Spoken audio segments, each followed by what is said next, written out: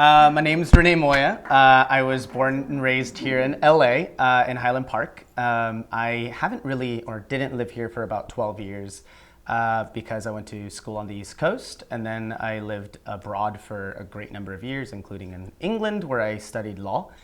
I'm a member of the Konkret Media collective. Konkret literally just launched about 5 weeks ago. We're about 24 different lefties here in Los Angeles from different organizations, different ideological tendencies, who are working together at the moment to create and run this lovely little website. So I'm going to just quickly click around so you guys can get a sense of what it is. It is still early days, so bear that in mind as I click around. So when you initially go to the website itself, one very immediate thing you should probably all notice is the way that we spelt concrete. We pronounce it like the English word for concrete, but we use the German word itself, Konkret, Konkret Media. There are a number of reasons for that, but even within the Marxist tradition, when we talk about concrete analysis, it's very central to a lot of Marxist teaching, actually. So we kind of use that as a little bit of an inspiration for the name. At the moment, what we do is effectively two different types of output. On the one hand, we have writing, the essays portion right here, and this is what this nice little carousel is kind of scrolling through. And then radio, which you find here and down here, that's basically the podcast that we just started up as well. At the moment, we have 3 different articles kind of going through the carousel. The very top one is about the upcoming elections in Mexico, which are going to occur next year, and in which an indigenous candidate for the Zapatistas is running.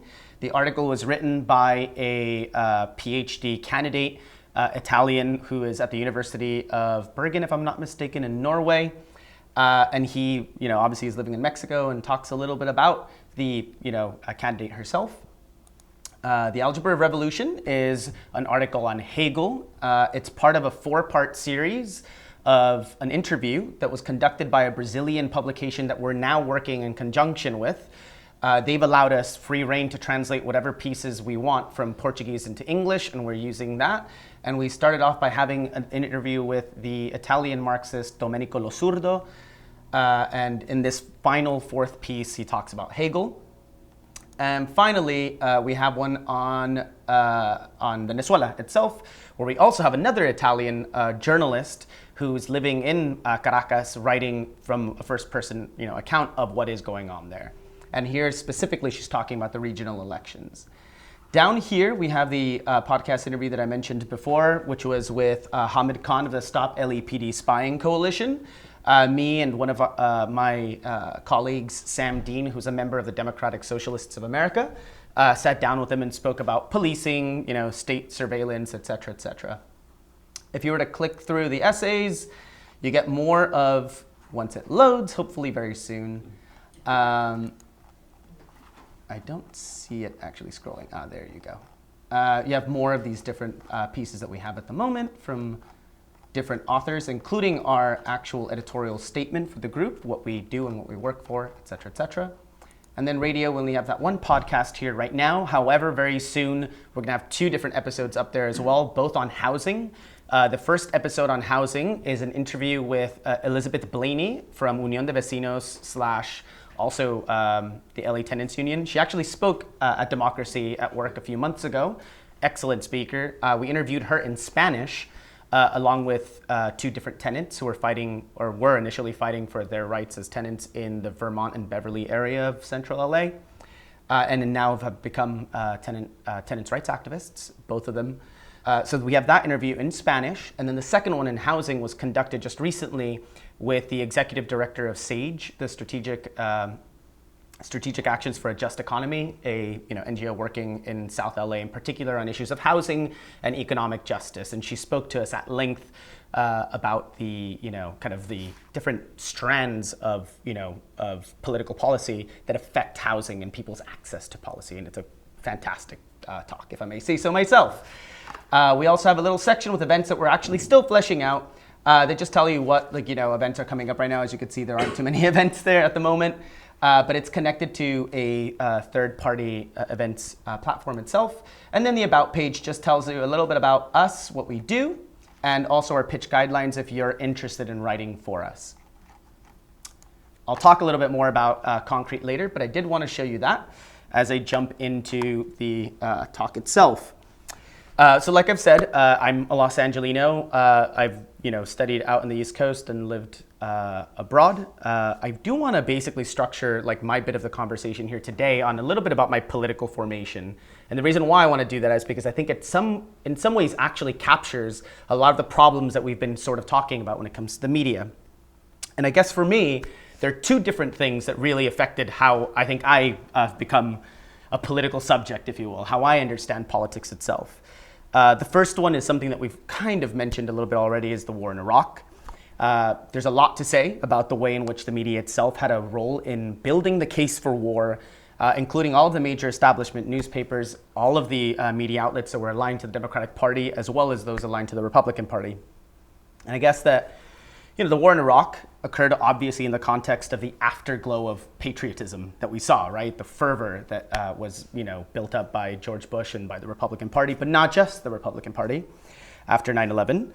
And what that did was it kind of forced the media into accepting wholesale the Bush administration's claims in the media about the war. It was only in the streets in which that narrative was contested. I do want to quote at length an editorial by the New York Times on, I believe, the 15th of February 2013, a full 35 days-ish before the invasion occurred. The New York... 2003, sorry. The New York Times said, and I quote, Hans Blix, as I think a lot of people know, he was the person who was monitoring weapons of mass destruction for the United Nations in Iraq. And Mohammed al-Baradei, who was the head of the International Atomic Energy Agency, cannot be left to play games of hide and seek. This is not like Washington's unproved assertions about an alliance between Saddam Hussein and Osama bin Laden. There is ample evidence that Iraq has produced highly toxic VX nerve gas and anthrax and has the capacity to produce a lot more. It has concealed these materials, lied about them, and more recently failed to account for them to the current inspectors. The Security Council doesn't need to sit through more months of inconclusive reports. It needs full and immediate Iraqi disarmament. It needs to say so, backed by the threat of military force. Of course, all of a month later, the United States began its invasion of the war in Iraq, and in the process, created this horrible arc of instability that we now like to talk about in the Middle East.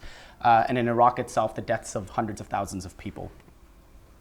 I guess in some ways that was formative for me because on the one hand, it definitely constructed the way that I treat foreign policy, what I like to call policies of anti-imperialism, my policy or my politics of anti-imperialism, but also gave you a really good indication or lesson in how the media itself constructs narratives and how we basically allow them to get away with it. Organizations like the New York Times and the Washington Post continue to, at the very least, say very little about the case for war anytime a U.S. government tries to peddle such an argument. So we do have to question what the role of these media organizations is in that. The second one, and the one that I really want to focus in on a little bit more, is the Great Recession. So the financial crisis that we saw effectively kick off at the very end of 2007 all the way through to 2009, and whose effects we kind of currently are living with. Because the role of the media in obscuring rather than clarifying events here is very, very instructive.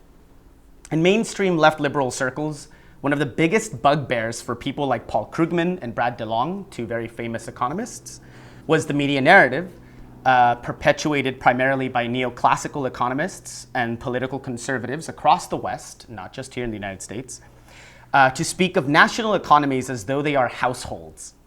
Of course, an economy isn't the same as a house in any way, shape, or form. The budget, the way in which households manage their finances is not the same in which economies are run.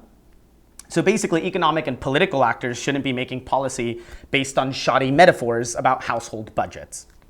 So far, so obvious. And so you had neo-Keynesian economists like Paul Krugman and Brad DeLong, the like, who were basically, they get bent out of shape about people trying to explain what was going on in the economy through effectively what was a fallacy of composition, trying to compare what is happening at the micro level to an economy as a whole, and to say nothing of a global economy and the globalized repercussions of the financial crisis itself. Now, these economists weren't wrong.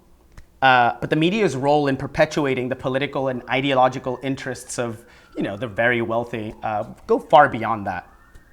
In fact, the media did very, very much worse than that.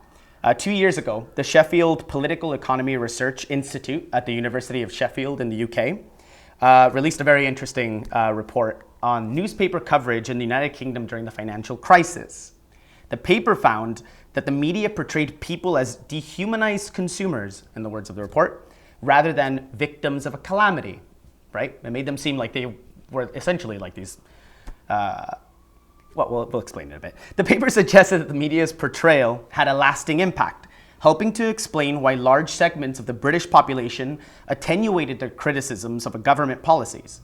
The study pulled from 1,000 quotes from newspaper articles concerning the crisis and its aftermath in 5 national newspapers in the United Kingdom between 2007 and 2014. It wanted to explore whether there was a dominant neoliberal narrative in the UK media and whether its representation of people as spenders and consumers instead of as well-rounded human beings affected how we responded to the current economic situation. They found a neoliberal narrative had obviously penetrated every single aspect of newspaper coverage in the UK since 2007, with quotes and claims from political, market, and civil society actors, all drawing from a similar framework of reference, that basically people are market participants first and foremost, and not citizens, or even much more besides. Now, needless to say, the media narrative has had a very deleterious impact on the evolution of British politics. You, I think, are seeing it at the moment on the question of Brexit, as Britain kind of pulls out of the European Union. Much less well known in the United States itself is the role in which the media has played to, heighten fears of immigrants in the UK itself. And then, of course, there are the politics of austerity and how the government itself has used the media's capitulation to the narrative of the right to allow the government to, cut back on public spending massively and hurt a lot of people who are, dependent on welfare policies. So these are just 2 examples of the manner in which the ideological apparatus we know as the media played a deeply corrosive, mystifying, and obfuscatory role during the crisis. It wasn't, however, limited to those 2 glaring errors. Because lest we forget, it was via the media that we got the Tea Party to begin with, which has done lasting damage to the US political scene. It was actually thanks to CNBC reporter Rick Santelli, if we remember that correctly, ranting on the floor of the Chicago Board of Trade about how we needed a Tea Party in Chicago that summer, or that autumn, I can't recall exactly when, to be able to correct for the fact that the losers in society, i.e. the poor and those who were underwater because of their mortgages, they needed to be punished, basically. It's from that, his use of the term Tea Party, that we have effectively the modern Tea Party itself. So we can't forget the fact that the media itself had a huge role to play with that. Now, another bit. Various sectors of the economy, perpetuated the idea that it was subprime lenders, in other words, poor people with easier access to credit than normal, thanks to government intervention, who had been to blame for the economic crisis. We knew then that there was a deep and gaping problem with this narrative, especially as it glided over the role of the banks in creating the crisis itself.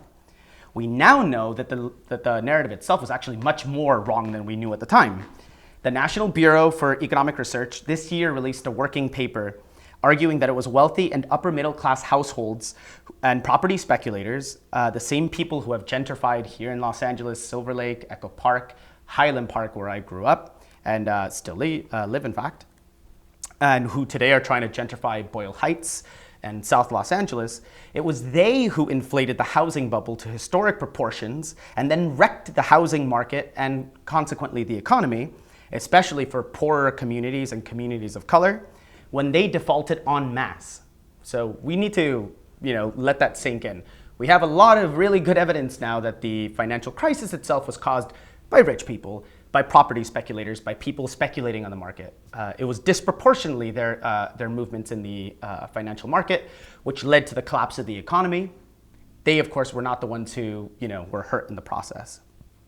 That en masse default directly led to the destruction of bank balance sheets, the subsequent credit crunch as banks suddenly couldn't lend to each other, much less to the economy at large, and ultimately the deepest economic recession in the developed world for over 80 years. Note here, of course, that wealth cratered in communities of color, in particular during that time, such that people of color, the Black and Latino communities in the United States, actually were worse off after Barack Obama's term in office than they were prior to it, precisely because of the economic recession itself. At the moment, the net worth or the net wealth of Black and Latino families is approaching zero. And I mean that literally. There's the trend towards zero in the net wealth of both communities, whereas the net wealth of white communities in particular are not. And of course, given the fact that people of color themselves disproportionately make up the working class in this country, lest we forget, I think that's very important, a salient fact to remember. So the third thing that the media did, it did a terrible job of considering the social composition, as I'm saying right now, of those hardest hit by the economic crisis a decade ago. Still less covering how the crisis continues to affect people today. The crisis and its effects didn't hit everyone equally. The recession and subsequent unemployment, underemployment, poverty and wealth destruction disproportionately hit the working class and poor communities of color. Government policies from austerity onward had a deep impact on women, mostly through the reduction in support for families and the rollback of welfare provision. The media doesn't just ignore this, mind you. It actively peddles narratives contrary to the interests of the working class itself. To pull another example of an excellent study conducted in the United Kingdom, for some odd reason, they just happen to have like this obsession with how the media, interacts with politics, and it's good because it gives us a lot of, nice data to mine. At the height of the economic crisis in 2008, when Lehman Brothers collapsed within 6 weeks, in that time period, fully 35% of all the guests that were invited to speak on a BBC radio news program, the most preeminent one on Radio 4, 35% of those who were invited to speak were bankers, brokers, hedge fund managers, and bank analysts. 35%. Another 30 to 32% of those who were invited were politicians, 8% were journalists, and 8% were representatives of business. So CEOs, the Confederation of Business and Industry, the CBI, or business interests, and similar groupings of people. So how much is that already? We're talking about almost 3/4 of all the guests who are invited to the radio program, perpetuating the narrative of basically bankers and companies themselves. I don't know if that sounds like to you like unbiased coverage, but it certainly doesn't to me. And what of the representatives of the most victimized segments of the population? Less than 1% of those interviewed by the BBC at the time were union leaders, with about 5% of guests being a total of artists, charitable representatives, psychologists, or just plain, Joe Schmoes, living their life. So the media itself had a very important role to play in how even we understood the way in which the economic crisis itself, as it was happening, was understood by the population at large. Now, I'm really glad that Democracy at Work assigned an extract from Ralph Miliband's The State and Capitalist Society. It's a classic. Obviously, it kind of laid the foundation for how a lot of left-wing thinkers think about the state itself. And in fact, I'm currently trying to write a longish piece on kind of modern applications of Miliband's theory, hopefully for Konkret, in fact, so we'll see about that. But in chapter 8 of the book, the one that we were assigned, Mr. Miliband says, most newspapers in the capitalist world have one crucial characteristic in common, namely their strong, often their passionate hostility to anything further to the left of the milder forms of social democracy, and quite commonly to these milder forms as well. Bernie Sanders, as we all saw in the election last year, was very much a victim of that. This commitment finds its most explicit expression at election time, whether independent of more or less conservative parties or specifically committed to them. Most newspapers may be relied on to support the conservative side, or at least to be deeply critical of the anti-conservative one, often vociferously and unscrupulously so. The conservative preponderance is normally overwhelming. Mind you, he means conservatism with a small c. It's not just, obviously, conservative parties, but conservative elements within the parties themselves as well. At the core of the commitment lies a general acceptance of prevailing modes of thought concerning the economic and social order, and a specific acceptance of the capitalist system, even though sometimes qualified as natural and undesirable. He goes on to say, the mass media contribute to the fostering of a climate of conformity, not by the total suppression of dissent, but by the presentation of views which fall outside the consensus as curious heresies, or even more effectively, by treating them as irrelevant eccentricities, which serious and reasonable people may dismiss as of no consequence. This is a very functional result. So how does it do this, right? How does the media get to do this? It does it by who it invites to speak on its programs, as we just saw with that BBC program, where 3/4 of the people who were invited to speak are business leaders and their followers. It does it with the language it uses to cover events, foreign and domestic. We saw that with the financial crisis, as I said, when you'd get BBC News reporters in the United Kingdom, but here in the United States, CNBC ones in particular, CNN and other reporters talking about how, the country is broke because, like a household, we need to be able to borrow applying concepts of household finance balancing as though they were macroeconomic realities, which they are not. So it does it that way too. It does it by the very structure and modes of thought it employs to convey the news. It does it through networks and relationships from the revolving door of government, the media, and the state, going all back to one's education in colleges and prep schools. So we should be very cognizant of the fact that a lot of the people that we see, for example, anchoring a program one day, prior to that, they might have been within, for example, working for the Pentagon, working for a lot of the financial interests that they now cover. And I think that's something that a lot of Americans in particular, when we talk about the class composition of the media and any of these institutions, kind of forgets. If you were to turn to CNN right now and see a lot of the people who are talking, the talking heads themselves, who are they? They're analysts, oftentimes who used to work for the political parties themselves. It's literally talking heads talking to other talking heads about what other talking heads are saying. Very weird decomposition of the narrative itself. Now, that background, both the war in Iraq and the financial crisis, they formed my politics. They made me into a Marxist, really, and a profound skeptic of the media. It was essentially a social democrat, or I was essentially a social democrat at that point, with deeply anti-imperialist politics for a variety of reasons, mostly because I'm Latino and have deep roots to Latin America. But I guess what made me a Marxist more than anything was what I considered the profound failure of the neoclassical and neo-Keynesian economic models to explain the crisis, explain it deeply, because it also drew back on the veil on the functioning of the state and the role of ideology itself. That's why, my politics changed, I suppose. The way in which the media, the commanding heights of the economy, the state worked in tandem to perpetuate ideological arguments inimical to working and poor people. What the war in Iraq suggested to me, at least, the media's role in during the economic crisis, absolutely confirmed it. So, now, Konkret.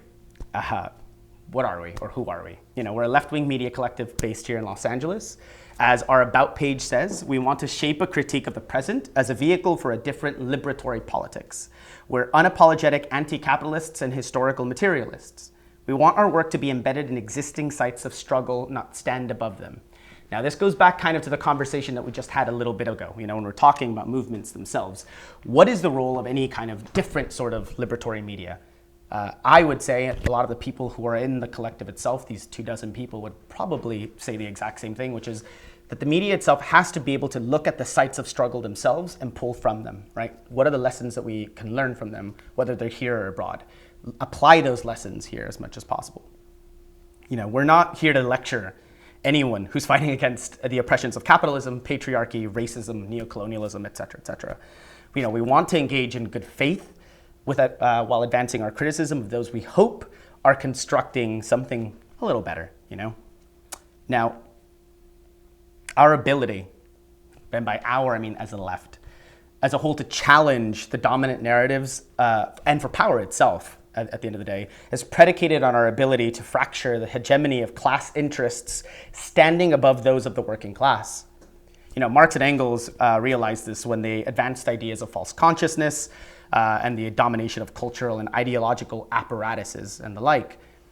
Lenin himself argued that bourgeois ideology, if left unchallenged, would forever limit the limits of the labor movement itself. Here he was talking about what the trade unions would do if they didn't have an ideological foil to bourgeois class interests. And what he argued, I think very fairly actually, was that trade unions with themselves would only ever respond with saying we're going to incrementally raise wages and nothing more, saying very little about actually changing the nature of work, for example. The Italian communist Antonio Gramsci expanded on these ideas, talking about the manufacture of consent, which Noam Chomsky then kind of ran with decades later, and hegemony as constitutive or constituting of political and cultural spheres.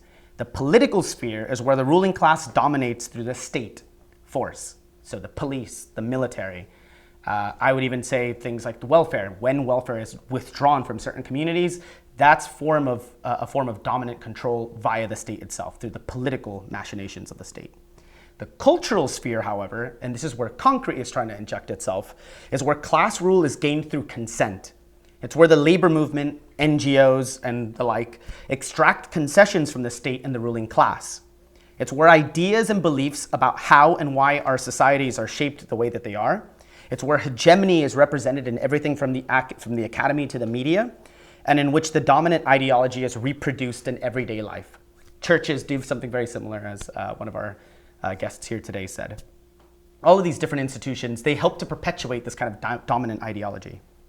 Now, it goes without saying that the left media have to break out of these patterns to form new ones, to build connections and ways of thinking that challenge an orthodoxy that sustains the hegemony of one class over another. It's our job to help people unlearn the habits that help us keep us disorganized and captured by these different interests, by the interests of the rich. As a weird little tangent here, and something very related to what we're talking about, I saw yesterday that a reporter for Vox Media, a liberal darling, was arguing that the unionization of Vox was bad. He at some point said something like, the only reason why unionization is something that these folks want to take up is because it helps shield them from laziness, is something he says. And then he proceeds to say, I'm generally very supportive of unions, but not in this case, i.e. not in my platform, which I think is very interesting. That, to me, I'd argue, is very much the reproduction or the reproduction of this kind of ideological capture.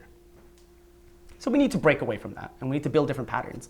We need to be able to talk about how labor and, again, all of these social movements like Black Lives Matter or whatever, how they interact with each other on the one hand, and how they interact with the capitalist system in general.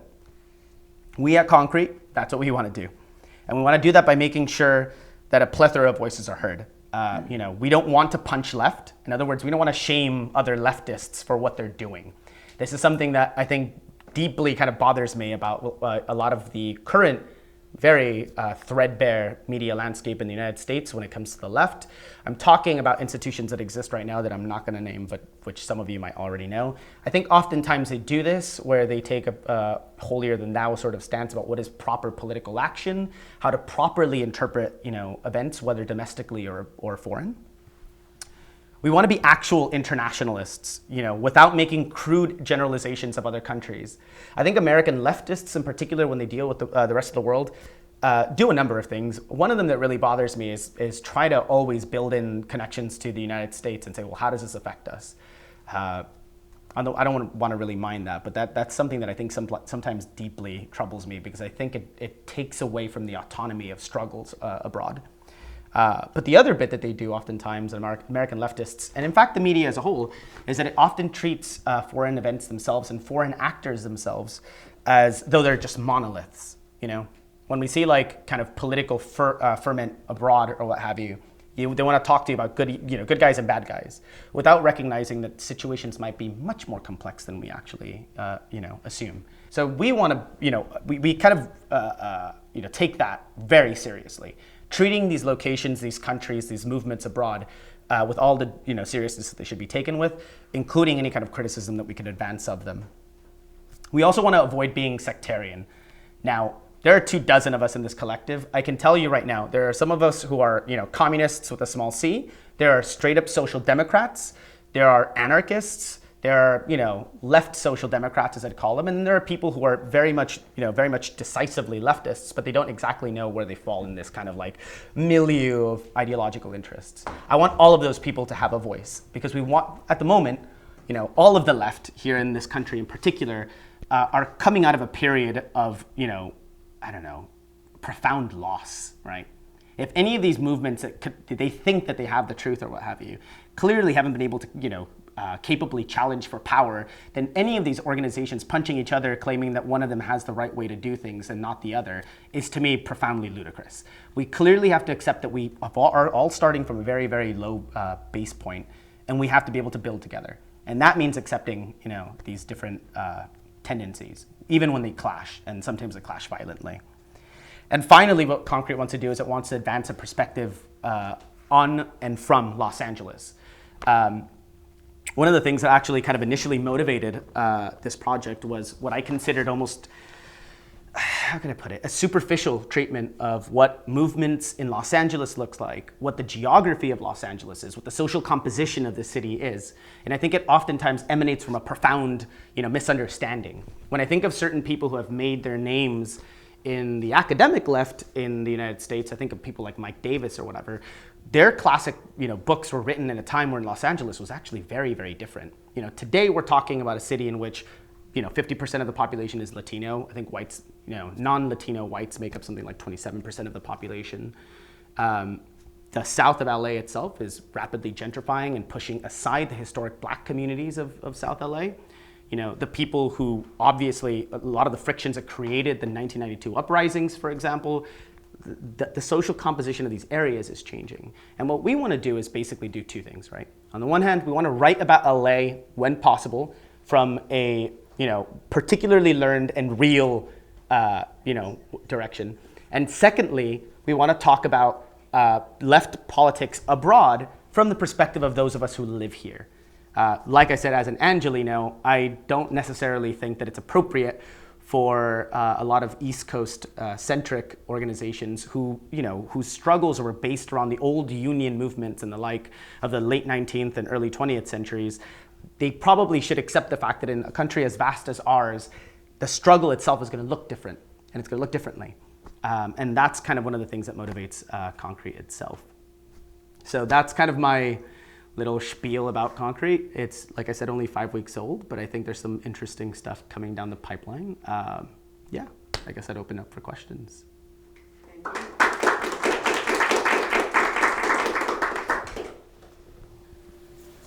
You brought up so many important things, but since we're in Los Angeles, of course not technically, but we're in the Los Angeles area. Right. Are you familiar with the group in Boyle Heights, by any chance? Boyle Heights Alliance Against Art Washing? Yes, Defend Boyle Heights, all of those different organizations. Okay, Yeah. It's So, such a tricky topic and it's very paradoxical, I would say. I mean, okay, do you know if any of these people consider themselves anti-capitalist? Oh, absolutely. Okay. Well, that's great. So I'm so glad to ask that question and get that answer. Sure. Because, so then I guess the really interesting thing is that there's this gallery, a specific one whose name I can't think of right now, but one of the founders is behind this book, I Love Dick. Yes. Right, yes. and this has become a big thing now because it got picked up as a show by Amazon. And it's so interesting because you wouldn't necessarily think that artists and publishers of some quote-unquote radical books would be victims of being called gentrifiers, but they are in that neighborhood. She actually writes for, or has written for, I think her book's been published, or a number of books have been published by a kind of left-wing radical publication in New York. I know exactly what you're talking about. Just to give context to other people, at one of these galleries that are helping to gentrify Boyle Heights. I'm not going to say gentrifying itself because that's a whole different argument that I could spend a lot of time talking about. But basically, when this person was going to speak at the gallery itself, a lot of people gave a lot of pushback, a lot of the community itself. In fact, they riled up a lot of support, not just here, but also away from LA itself. There were a number of anti-gentrification groups in New York who made their voices heard and said, hey, you shouldn't be supporting a gallery that's gentrifying this working class community of color on the one hand. I believe Southwark tenants' rights activists in London also did the exact same thing.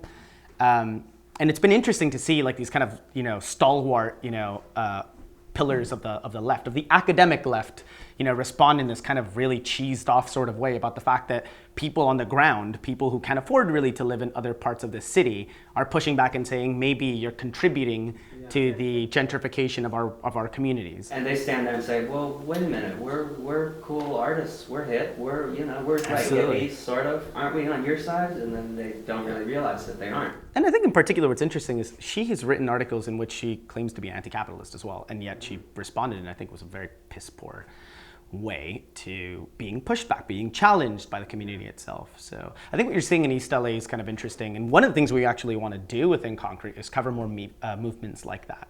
So we're going to have a piece very soon by some members of the LA Tenants Union. What I would argue is probably the most exciting and largest or fastest growing grassroots organization in the city. I say this, mind you, as a member of it. I'm not speaking for it, but we're very much a horizontalist organization. But it has thousands of people signed up to it. I've never met a more committed grouping of people in my life.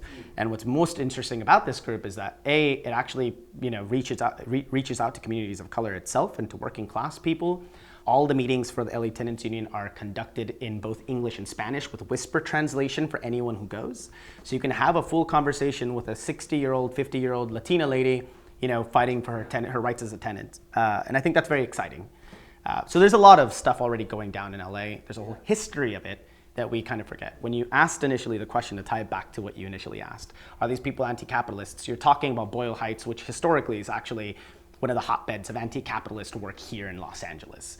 And I think one of the things that a lot of Los Angelinos, especially if they're white and middle class, oftentimes confuse the general laxness, if you will, in political organizing north of the 10 and west of the 101, and they confuse that for basically people in general across the city not organizing, completely oblivious to the fact that if you go south of the 10, you find tons of murals for radical activists. There's a deep history of radicalism in the city, and we shouldn't push it aside. Whatever new formations are springing up in LA. I mean, Boyle Heights in particular, or interesting enough, my grandfather was a 2-year-old immigrant from Poland. Oh, cool. And his father had taken him from Poland because his brother had been killed by the Tsar, actually. Oh, wow. And they landed in Boyle Heights in 1913, and it was a Jewish community. And a lot of those guys, my grandfather would write, the big topic of conversation was Eugene Debs. And the election of 19, this was, so it's interesting to, I gotta highlight that, that there's a long tradition of an immigrant society and consciousness in that community. That predates, the Latino wave, you know what I mean? Yeah, I mean, even the Latino wave. Absolutely. I mean, I think one of the interesting things, my partner lives in South LA and West Adams, which is not, it's south of the 10 though, so I guess it's South LA. And he and I are both organizing in South LA. I've gone door knocking in some of the most impoverished communities in the city, and the stuff that you're seeing landlords get away with in the city is atrocious. I don't know. It's awful. It's really, really awful. But you walk around some of these communities, and his is predominantly Latino, his section of West Adams. There's one mural dedicated to Nelson Mandela as a fighter for liberation, right? Not too far away from it, about a block or two. There's this really great mural that went up in the last couple of years that is about the murder of the students in Ayotzinapa in Mexico. And I can't remember the exact number, is it 43? But 42. Yeah. And the mural basically depicts all of these, kids, these silhouettes, all of them holding open little books with hammer and sickles on them, right? This is right in South LA when people talk about Americans have no connection to this kind of these other histories of left radicalism, whether you agree with them or not. But that's fundamentally untrue. If you just spoke to some of these people and some of these communities, they come from traditions or countries where these traditions are actually deep. They themselves have a lot of involvement in that. That's one of the things that I think I definitely want to mine, both as a Latino and as a socialist. So, anything else? I think this is great. I'm so happy to see it. Great. And I hope that this can also encourage more lowbrow stuff. Like, this is pretty highbrow. Sure. Hegel. I'm going to sit here and understand Hegel. Sure. Then it'd be like a BuzzFeed. Oh no, absolutely. I mean, we've actually kind of discussed this jokingly. One of the pieces that we're going to have soon, like I mentioned before, is by the LA Tenants Union. That's just a longish piece telling you exactly what your tenants' rights are. It's very, very practical. It tells you this is what the law says you as a renter can do, especially if you're under RSO, if you're under rent stabilization. What RSO is and comparing it or contrasting it with, actual rent control, why we don't have proper rent control in the city and or the state of California, and then telling you when, you can be evicted as a tenant. Mind you, in California, which historically has some of the most pro-landlord laws in the country, it's very easy for them to get rid of you, as a tenant. So, I think we want to do that kind of stuff too. Like I said before, we're not here to just kind of like lecture from the academy itself. Like I'm not a grad student, I'm very well educated, but I'm not a grad student. I do other things with my life, trying to sustain, a household with my mother and, my disabled brother. I'm not here to basically just have like very like highfalutin arguments on Hegel, even though Hegel's important. But I'm not here just for that, and I want the platform itself to be able to do other things as well. So. Do you mind Oh, if I- yeah, sorry. Go ahead. Oh, curiosity. Have you looked into it all? I guess it's a flavor of gentrification using professional sports, starting with Dodger Stadium, Chavez Ravine, how that whole land grab played out, and now with the other stadiums in the other parts of the LA area, right? But how they're systematically in and tapped into the god-awful amounts of money that professional sports make, and the people that follow them, grabbing, Latinos or, what have you, whether the basketball, soccer, whatever. Right. But how that taps into the whole consciousness of how justifying gentrification and all that. I mean, I just find that interesting how they play into that. There's a lot of interesting stuff there, actually. On the one hand, the Chavez Ravine stuff is something that I very much care about. Like you're talking about, earlier when we were talking about the longue durée of the relationship between the state and capitalism, the state has always done things like this, like literally dragging people from their homes to dispossess them of land and property so that other interests could then come in and build other things, right? Like it's happened all the damn time. So on the one hand. On the other, like the question of sports itself, besides the gentrification question, you do also get questions of like things like, okay, let's look at what's happening with Kaepernick, for example, the NFL star. And I think to myself, as all of this has played out now for over a year now, about like the role of the NFL in kind of suppressing dissent or how it deals with dissent itself, with free speech and the like. What I find very interesting is that we often forget how few the number of people involved who control the NFL are. Like literally, it's like this room is essentially could be the leaders of the NFL. These are just these billionaires who can possess and dispossess themselves of players, willy-nilly, which is what they've effectively done with him, effectively to silence him. So, sports itself is something that I'm actually quite interested in, not because I actually like sports that much. I'm going to admit right now, I do very much like football, soccer, but other than that, I'm not hugely someone who follows sports all the time. But I do really much enjoy like the World Series and the like. But going back to your question, I do have a couple of authors. It's almost like a cultural imperialism sort of. Oh, absolutely. It's just taken right over, and it's right before our eyes, and everybody goes, "Oh, that's cool. It's going to." I mean, it's one of the things that, absolutely, one of the things that like this whole Copernic thing like brought up was actually, the novelty of people actually, the players being paraded onto the field to, salute the flag. This is something that's new. But in the same way, of course, we create false traditions out of things that we consider like, older traditions. Bullshit. I mean, In God We Trust, for example, is only a novelty in this country for like about the last 60, 70 years or what have you. The addition of, mentioning God in the, what's it called? The Pledge of Allegiance, thank you. That's a new tradition. It's the same thing with the NFL players. Now they're being kind of like browbeaten into doing these things where it's like, actually, they didn't have to do this like 40 years ago. Why suddenly do they have to do it now? So. Yeah, one of the things that is kind of interesting about Heights is the Mercado, I don't know if you're familiar with where it is, objected to having the low-income housing be built.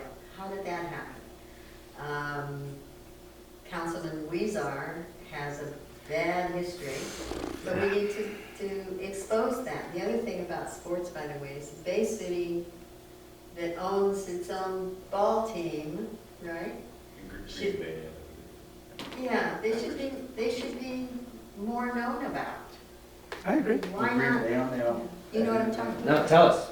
Yeah, tell us. Green Bay? They own their own. Green Bay thing. Packers. Yeah, they're the only ones, they won't allow anybody else to own it. Yeah, and what I Own it actually too. heard in baseball, there's actually a law that says the community can't own a baseball Right. team. They're Did the you hear last about that? I didn't know that. There's actually a law, like specifically, this is not gonna happen in baseball, you know? Yeah, I You mean- cannot get a season ticket, I mean, it's sold out forever and ever. I'm not like an expert on sports. I'm gonna say that, especially baseball. But you know, I will say that, like, you know, first off, we have actually 2 authors that I've asked to write about it. They actually write professionally about sports, and they've already kind of given me the go ahead. They're gonna at some point write a couple of pieces for us on sports and their role in, you know, left politics and the like. But going back to your question on, I'm sorry? Yeah, about Boyle Heights. See, what's interesting about that is that, you know, within the housing rights movement here in the city, you do get kind of this uncomfortable tension at the moment between housing activists for tenants, for example, and homelessness rights activists.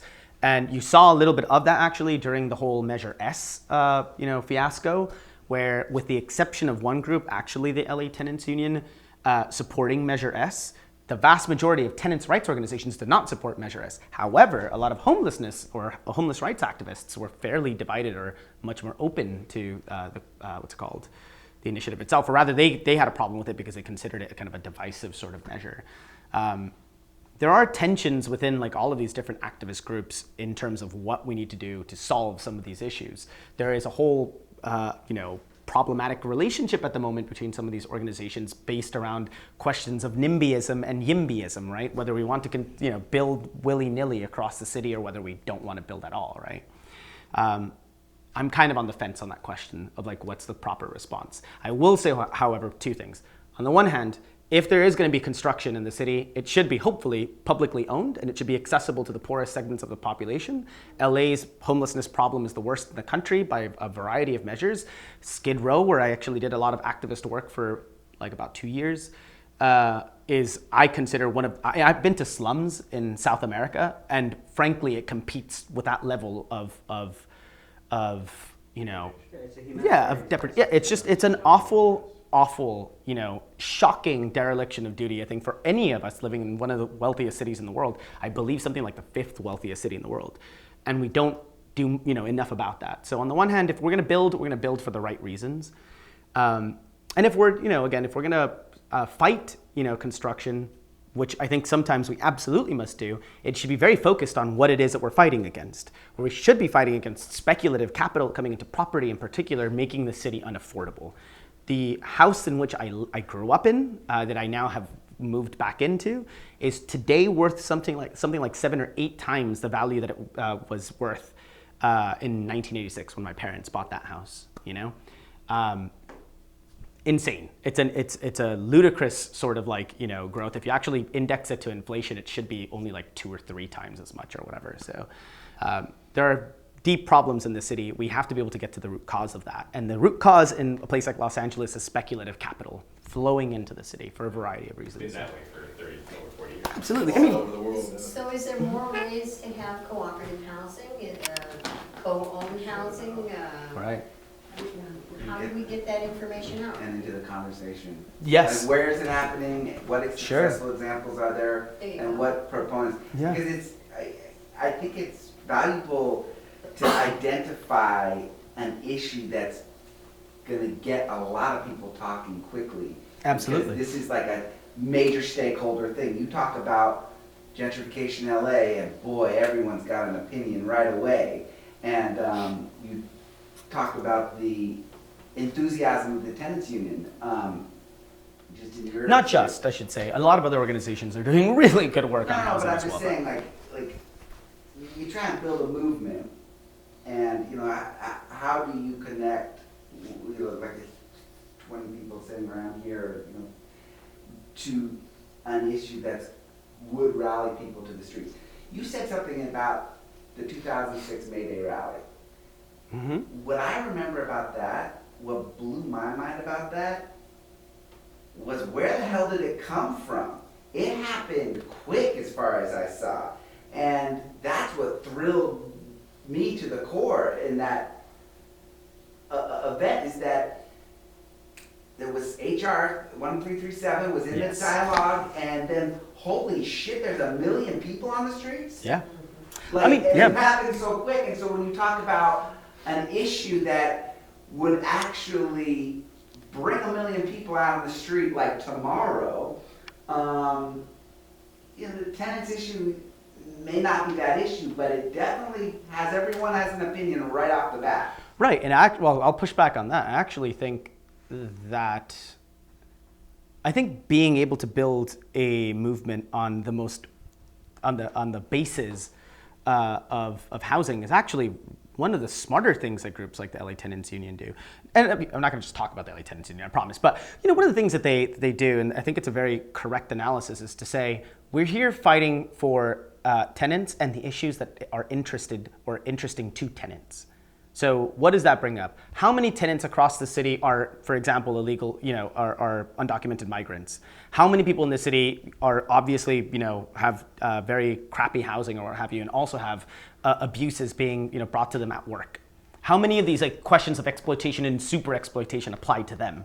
And the point of an organization like this is to say, actually, our subject is the tenant. The tenant in LA makes up something like 55 to 60% of the population. I forget what it is, but it's definitely the majority of the population of the city. You can rally people around issues like that because they're very real material interests with real material impacts to people. One. Two, on the immigrant question, I think that's because responding to that, I remember being shocked by it too, but also not shocked because I had been paying attention to the demography of the city for a long time. So on the one hand, the social composition of LA, if you will, had been changing for decades. By the 1980s, you had X proportion of the population was Latino. By the 1990s, you had a much larger proportion of it. Suffice to say, now we have a majority of the city is Latino, right? On the one hand. On the other, though, let's give credit where it's due. CalFed, the union movement itself basically eventually woke up to the possibility of organizing workers, right, in this city, but not just the city and the state, around the issue of immigration.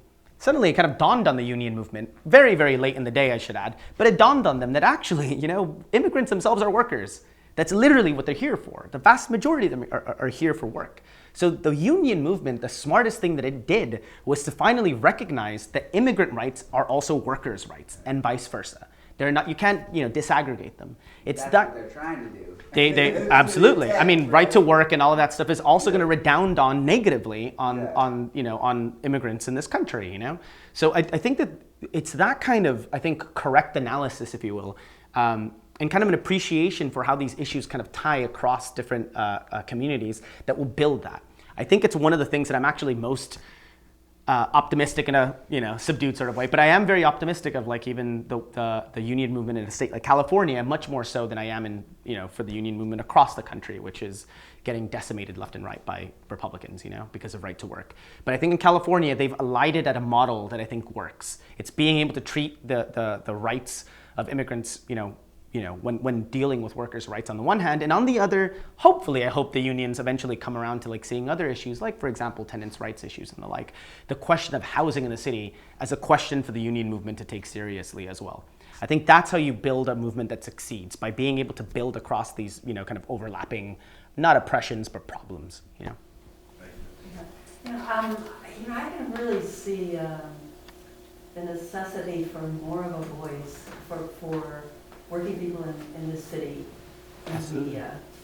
And KPFK does a lot of commentary, but I don't really, I don't listen to it that much, I listen to a couple of programs.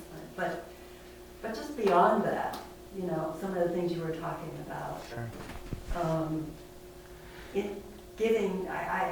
can see a great potential. This seems more theoretical.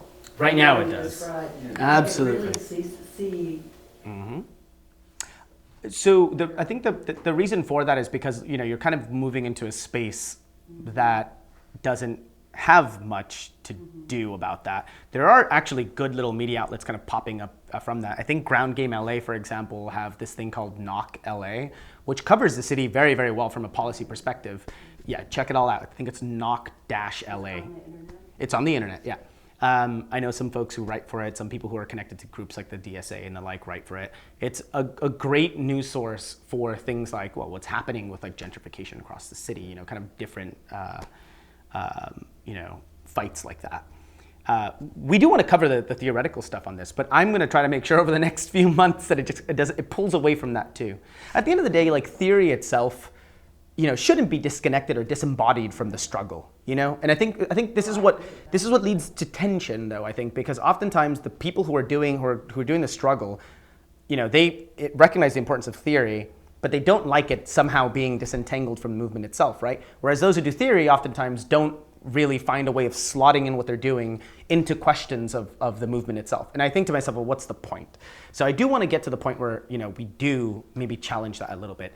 On the question of like a lot of the more theoretical stuff that we have right now, most of that's centered around questions of foreign policy. But I think it's actually where a lot of that theoretical work does the most, or has the most effect, or should have the most effect. Because I frankly think American leftists have the biggest blind spot is on questions of international politics and the predominance of American power, the exercise of American power abroad, and how that connects to economic, essentially to capitalism itself on a world scale. I think that's the one of the things that theory can bring to bear a different form of politics. I genuinely think that as certain like socialist groups grow in this country, the one question they're going to have to grapple with very seriously is the question of things like imperialism, with a capital I, if you will. With foreign policy issues, first and foremost. So that's where I think the theoretical is bring to bear. I saw this okay. No, I'll wait. No, I just. Yeah, go ahead. You hit on a hot button for me, which is, and I would agree with the genesis of the last 60 seconds of my comments. I agree with a lot more, but